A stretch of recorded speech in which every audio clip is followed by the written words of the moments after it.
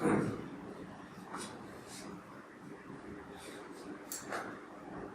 everyone, this is Tarun Lawat. Welcome to one more lecture of Tarun Lawat Physics. Today we are going to study next chapter of physics, that is chapter number 3, current electricity. Right? Let's start. आज हम बात करेंगे current electricity के बारे में. एक current electricity में सबसे पहले बात कर लेते हैं करंट की. What is current? तो करंट भी ऑल नो है ना, you have already studied in class 10 also. Current electricity के बारे में थोड़ा सा इंट्रोडक्शन आपको मिला था. What is current? So basically flow of charge. Flow of charge, है ना? चार्ज के फ्लो होने को हम क्या बोलते हैं? करंट. और चार्ज किस चीज पे एग्जिस्ट करता है? Charge exist on electrons, right? Charge exist on electrons. तो इलेक्ट्रॉन्स मूव करते हैं, यानी कि चार्ज मूव करता है, and flow of charge is called current, right? अब करंट को हमने क्वांटिफाई किया. ये तो क्वांटिटेटिव डेफिनेशन, क्वालिटेटिव डेफिनेशन की बात कर लेते हैं, यानी कि नंबर्स में हमने करंट को बताने की कोशिश की. तो नंबर्स में हम करंट को कैसे बताते हैं? देखो, let's suppose this is a wire, ठीक, और इस वायर के थ्रू क्या फ्लो हो रहा है? इस वायर के थ्रू चार्ज फ्लो हो रहा है, ठीक. और मैं बोलता हूं कि मैं इस वायर के किसी क्रॉस सेक्शन यानी किसी पॉइंट पे खड़ा हो गया हूं, और लेट्स सपोज फॉर 10 सेकंड्स मैंने क्या नोटिस किया, 10 सेकंड्स के लिए यहाँ से कुछ चार्ज गुजरा. लेट्स सपोज 50 कूलम चार्ज जो है यहाँ से पास हुआ विद इन 10 सेकंड्स, ठीक है. 50 कूलम चार्ज यहाँ से पास हुआ इस पॉइंट से, इस वायर के इस पॉइंट से, क्रॉस सेक्शन एरिया से. कितना चार्ज पास हुआ? 50 कूलम चार्ज पास हुआ विद इन 10 सेकंड. तो 1 सेकंड में कितना चार्ज पास हुआ होगा? तो 1 सेकंड में कितना चार्ज पास हुआ होगा? 5 कूलम, 5 कूलम्स, है ना भाई. 10 सेकंड 50 कूलम है, तो 1 सेकंड में कितना? 5 कूलम. तो कितना चार्ज पर सेकंड फ्लो कर रहा है एक वायर में किसी भी क्रॉस सेक्शन के थ्रू, उसको हम बोलते हैं करंट. यानी कि हम बोलेंगे इस वायर के अंदर करंट फ्लो हो रहा होगा 5 एम्पियर. कितना? 5 एम्पियर का. यानी कि करंट को हम बोल सकते हैं current is rate of flow of charge, और इन अदर वर्ड्स हम करंट को ये भी बोल सकते हैं current is charge passing through any cross section area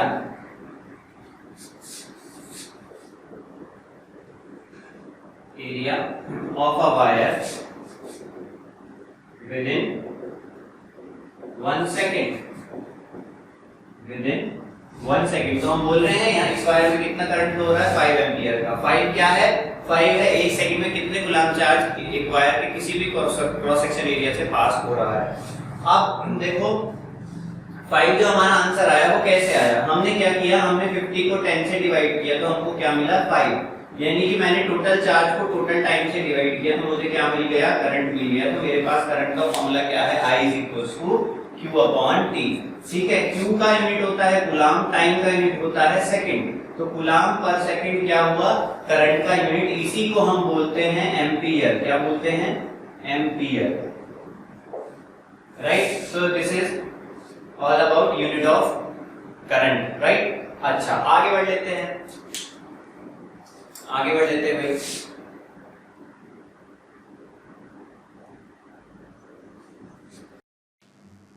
चलिए आगे बढ़ते हैं.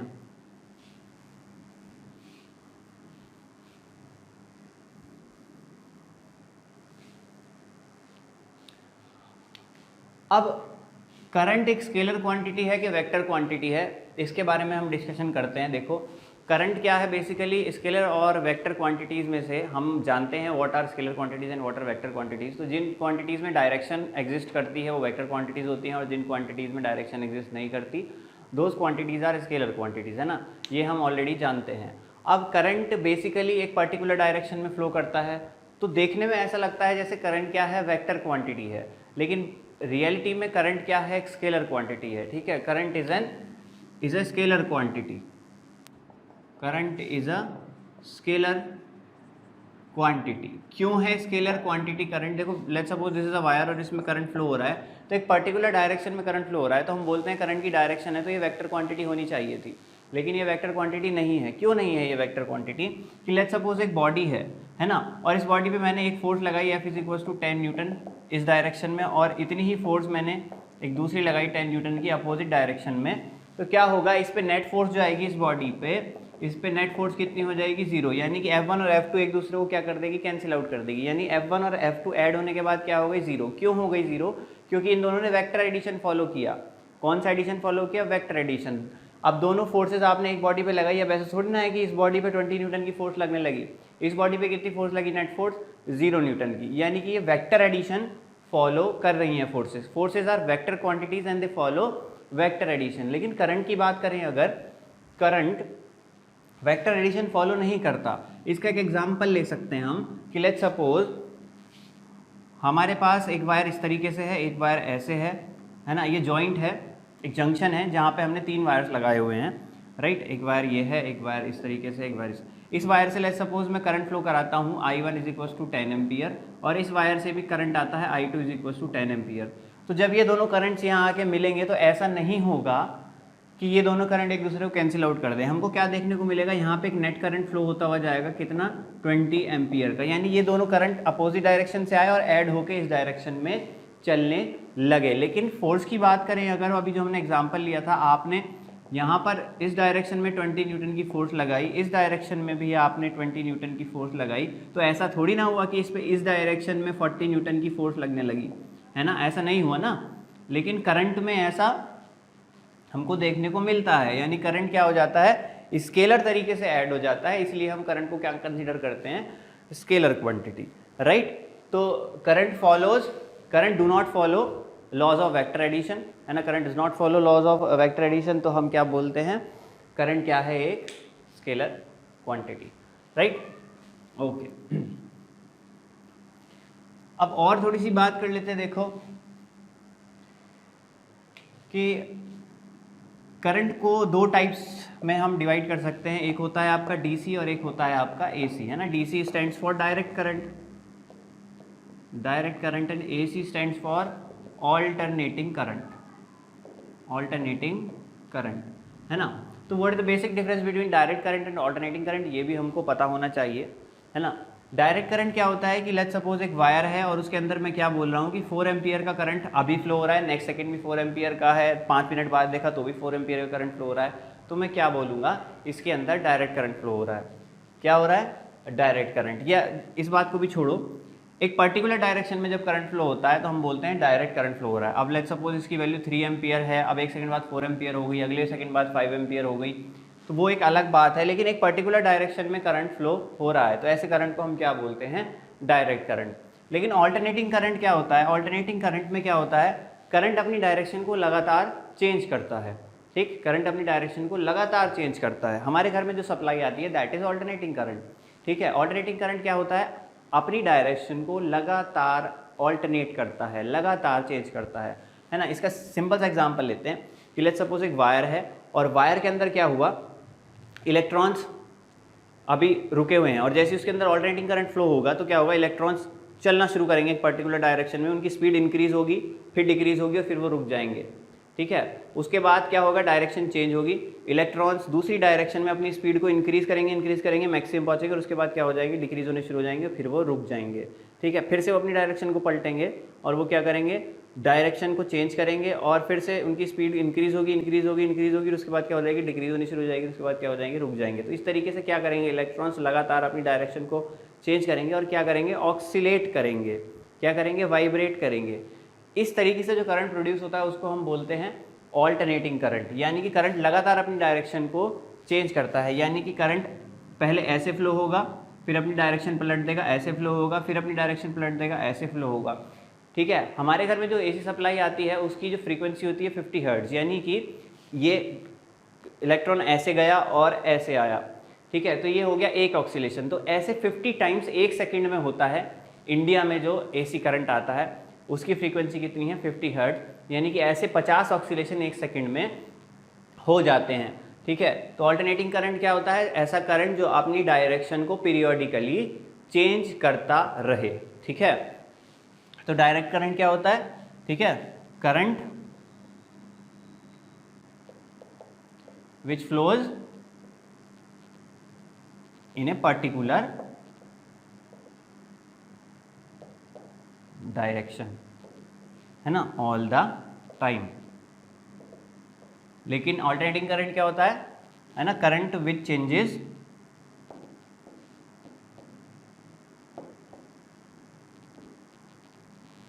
Its direction periodically.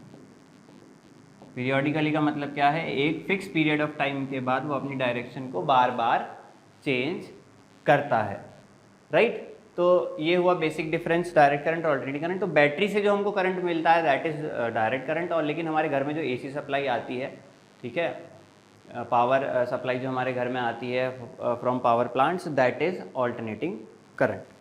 ओके, आगे बढ़ लेते हैं, चलिए आगे बढ़ते हैं।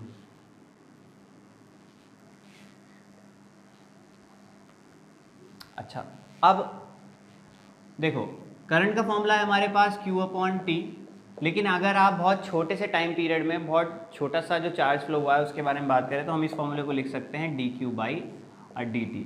और जो करंट बहुत छोटे से टाइम के लिए फ्लो हुआ है, ठीक है, उस करंट को हम क्या बोलते हैं, उस करंट को हम बोलते हैं इंस्टेंटेनियस करंट। इंस्टेंटेनियस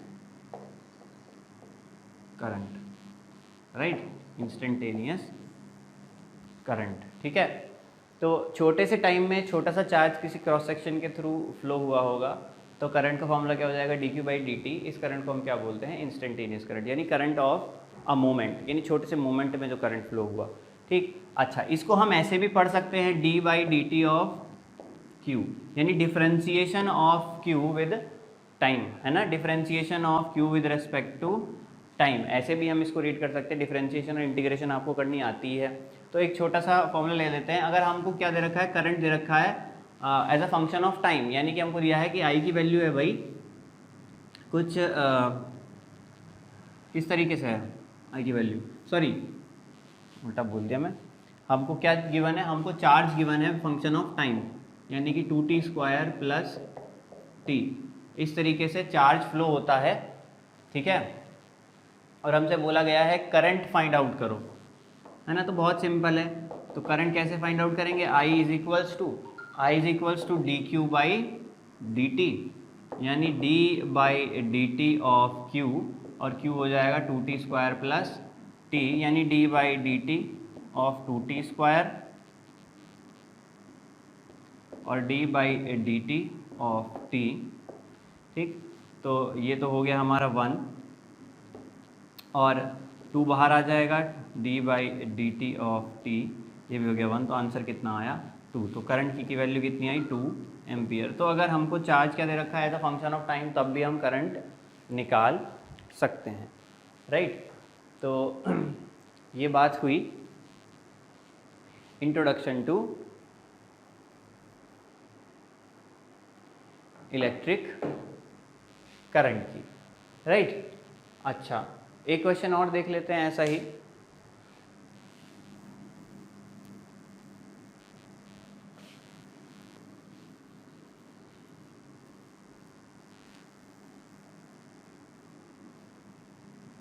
है ना, अगर हमको क्या दिया हुआ है, लेट्स सपोज हमको दिया हुआ है करंट दे रखा है हमको as a function of time, I की वैल्यू लेट्स सपोज हमको दी गई है 2t² प्लस 5, और हमसे बोला गया है फाइंड चार्ज, है ना। तो हमको पता है आई की वैल्यू कितनी होती है dQ/dt, तो dQ की वैल्यू कितनी हो जाएगी I इंटू dt। ये है छोटा सा चार्ज, कंप्लीट चार्ज निकालने के लिए अगर हम इंटीग्रेट कर देंगे dQ is equals to integration of I dt, यानी कि ये हो जाएगा Q is equals to integration of I dt। I की वैल्यू पुट कर देते हैं, I की वैल्यू हो जाएगी 2t² plus 5 into dt, right. Integration अलग अलग कर लेंगे तो ये हो जाएगा integration of 2t² dt plus integration of 5 dt। इसको सॉल्व कर लेंगे तो ये हो जाएगा 2t³/3, है ना, और इसको सॉल्व कर लेंगे तो ये हो जाएगा 5t। तो this is the value of charge coulomb, है ना। तो हमको charge as a function of time में ही आंसर मिला, राइट। तो इस तरीके से हम क्वेश्चंस को, एक नॉर्मल से क्वेश्चंस हैं, कोई ज़्यादा टफ क्वेश्चंस नहीं है ये, इनको सॉल्व कर लेते हैं, है ना। अच्छा, और थोड़ी सी बात कर लेते हैं करंट और चार्ज से रिलेटेड ही, और थोड़ी सी बात कर लेते हैं। देखो कि हम करंट वर्सेस टाइम ग्राफ अगर बनाएं, करंट वर्सेस टाइम ग्राफ्स, है ना, तो अगर आप डीसी के लिए बनाएं, डायरेक्ट करंट के लिए बनाएं, तो डायरेक्ट करंट में क्या होता है, ये करंट हो गया, ये टाइम हो गया, तो टाइम के हिसाब से करंट क्या होगा, करंट की वैल्यू घट बढ़ भी सकती है और कांस्टेंट भी रह सकती है। यानी करंट की वैल्यू लेट्स सपोज कुछ इस तरीके से फ्लो हो रही है, तो हमको क्या देखने को मिल रहा है कि टाइम के साथ करंट की वैल्यू इंक्रीज़ हो रही है ना। डीसी में ऐसे भी ग्राफ आप बना सकते हैं। इसका मतलब क्या है, इसका मतलब ये है कि करंट की वैल्यू टाइम के हिसाब से बदल नहीं रही है ना, टाइम के अकॉर्डिंग करंट की वैल्यू चेंज नहीं हो रही। तो ऐसे करंट को हम क्या बोलते हैं, स्टीडी करंट। क्या बोलते हैं, स्टीडी करंट। ये कैसा करंट है, वेरिएबल करंट। दोनों ही डीसी हैं, है ना, दोनों ही डीसी करंट है, लेकिन ये वेरिएबल करंट है, ये स्टेडी करंट है। स्टेडी करंट का मतलब है ऐसा करंट जिसकी वैल्यू चेंज ना हो, कि अभी भी 4 एम्पियर फ्लो हो रहा है, नेक्स्ट सेकंड भी 4 एम्पियर फ्लो हो रहा है, अगले सेकंड भी 4 एम्पियर फ्लो हो रहा है एक पर्टिकुलर डायरेक्शन में। ऐसा करंट क्या होगा, स्टेडी। लेट्स सपोज जैसे करंट की वैल्यू एट टाइम 0 जब हमने देखना शुरू किया 4 एम्पियर थी, तो 1 सेकेंड बाद भी कितनी है, 4 एम्पियर ही है। 2 सेकेंड बाद भी कितनी है, 4 एम्पियर है। 3 सेकेंड बाद भी कितनी है, 4 एम्पियर है।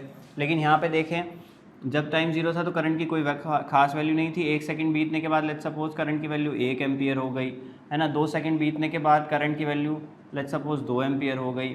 3 सेकंड बीतने के बाद लेट्स सपोज करंट की वैल्यू 2.5 एम्पियर हो गई, है ना। तो इस तरीके से करंट क्या हो रहा है, लगातार अपनी वैल्यू को चेंज कर रहा है। तो ऐसा करंट वेरिएबल करंट, और अगर करंट की वैल्यू चेंज ना हो रही हो तो वो स्टेडी करंट। ठीक है, तो ये दोनों ही डीसी करंट के ग्राफ्स हैं। लेकिन अगर हम ऐसा बनाएं कुछ कि ऑल्टरनेटिंग करंट का ग्राफ हम कैसे बनाते हैं, ऑल्टरनेटिंग करंट का ग्राफ कैसे बनाएंगे, देखो तो ऑल्टरनेटिंग करंट का ग्राफ भी देख लेते हैं। अब ऑल्टरनेटिंग करंट में क्या होता है, करंट ऐसे फ्लो हुआ, उसके बाद ऐसे फ्लो हुआ, फिर ऐसे फ्लो हुआ, फिर ऐसे, तो वो डायरेक्शन को लगातार चेंज कर रहा है। तो डायरेक्शन को हम कैसे दिखाते हैं ग्राफ में, अगर हम ऑल्टरनेटिंग करंट का ग्राफ बनाएं तो हम ऊपर और नीचे बनाते हैं ग्राफ। यानी कि एक पर्टिकुलर डायरेक्शन का ग्राफ ऊपर और उसके अपोजिट डायरेक्शन का ग्राफ नीचे। पॉजिटिव बता रहा है एक पर्टिकुलर डायरेक्शन और नेगेटिव बता रहा है उसके जस्ट अपोजिट डायरेक्शन। यानी कि एक डायरेक्शन का ग्राफ ऊपर बनेगा और दूसरी डायरेक्शन का ग्राफ हम कहाँ बनाएंगे, नीचे। तो लेट्स सपोज क्या होता है, पहले करंट एक पर्टिकुलर डायरेक्शन में इस डायरेक्शन में फ्लो हो रहा है। लेट्स सपोज पहले करंट की वैल्यू थी 0, 0, 1, 2, 3, 4, 5, 6, 7, 8, 9, 10 और उसके बाद 10, 9, 8, 7, 6, 5, 4, 3, 2, 1, है ना। करंट की स्पीड बढ़ी और उसके बाद स्पीड घट गई।